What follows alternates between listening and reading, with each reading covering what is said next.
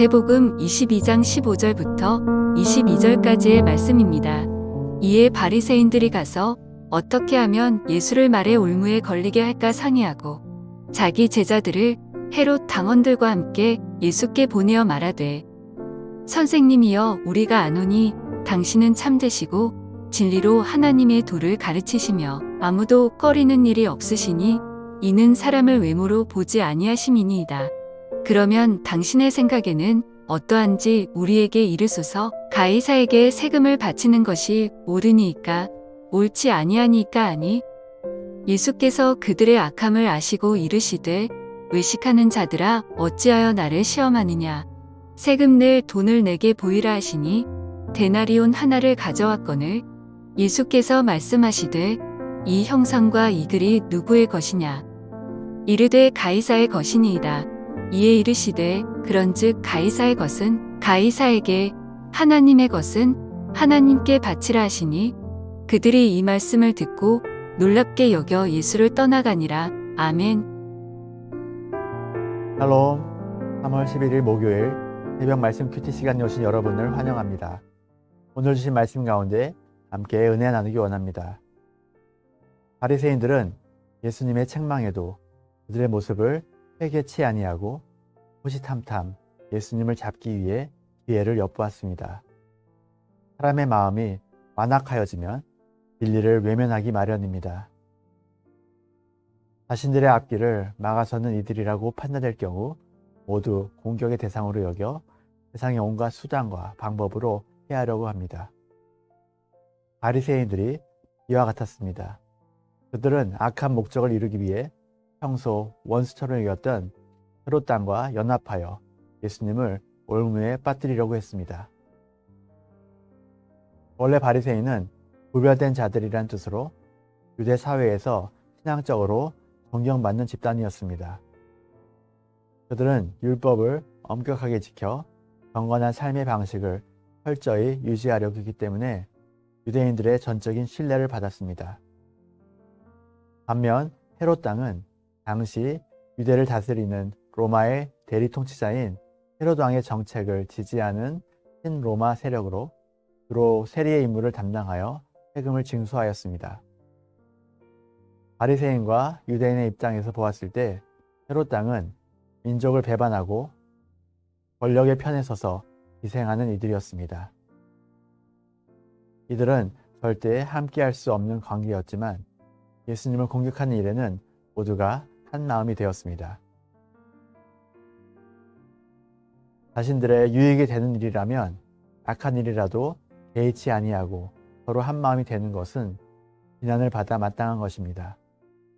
우리들은 이러한 세상에 물들어서는 안 되고 오직 한 마음으로 선을 추구하고 진리를 위해 연합하는 건강한 그리스도의 몸된 교회가 되어야 합니다. 예수님을 찾아온 바리새인들의 제자들과 헤롯 당은 음흉한 속내를 숨기고 예수님을 참되시고 진리로 하나님의 도를 가르치는 분으로 높였습니다. 그리고 예수님께서 사람의 겉모습과 상황에 따라 말을 바꾸시는 분이 아님을 못 박으며 예수님께 로마 황제인 가이사에게 세금을 바치는 것이 옳은지 옳지 않은지 물어보았습니다. 당시 이스라엘은 로마의 통치 아래 있었기 때문에 유대인들은 로마에 인두세를 내야 했습니다. 그런데 유대인들은 로마 제국에 세금을 바치는 것을 하나님의 백성으로서 수치스럽게 여겼습니다.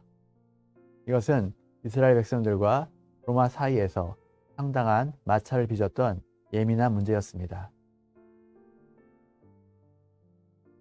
이들의 질문에 예수님께서 내야 한다고 대답하면 로마 제국에 납세하는 것을 반대하는 바리새인들의 공격을 받을 것이고 반대로 내지 않아야 한다고 대답하면 헤롯 당에게 공격을 당하고 로마 당국의 처벌을 받게 될 것입니다.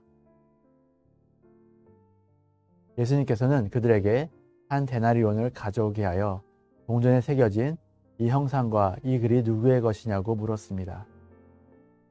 그들이 가이사의 것이라고 대답하자 예수님께서는 가이사의 것은 가이사에게, 하나님의 것은 하나님께 바치라고 말씀하시며 하나님의 것을 착취하여 자신들의 부를 쌓아가던 바리새인들과 헤롯 땅에게 일침을 가하셨습니다. 하나님께서는 온 세상의 주관자 되십니다. 세상에서 하나님의 소유가 아닌 것은 아무것도 없습니다. 그러므로 하나님의 것을 하나님께 드리라는 것은 우리의 모든 것이 하나님의 것임을 인정하고 하나님의 뜻에 따라 우리의 소유와 삶을 드려야 한다는 뜻입니다.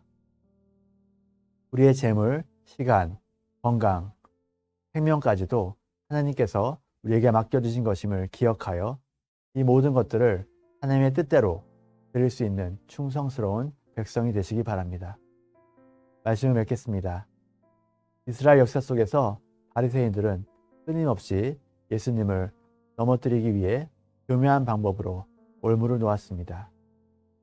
이와 동일하게 사단은 세상의 온갖 수단과 방법으로 우리를 공격하여 넘어뜨리려고 합니다. 그러므로 우리는 영적으로 늘 깨어 있어야 하고 진리의 말씀으로 무장된 굳건한 믿음을 가져야 합니다. 마태복음 10장 16절입니다. 보라, 내가 너희를 보냄이 양을 이리 가운데로 보낸 것 같도다.